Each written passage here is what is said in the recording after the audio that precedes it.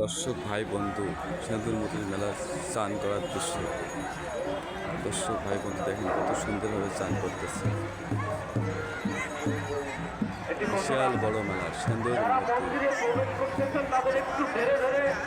আপনারা আস্তে আস্তে প্রবেশ করুন। আপনাদের মোবাইল, আপনাদের যে কোনো জিনিসপত্র আপনারা সেভ করে ধীরে ধীরে মন্দিরে প্রবেশ করুন। একটু ভিড়, আস্তে আস্তে আপনারা সবাই মন্দিরে প্রবেশ করবেন।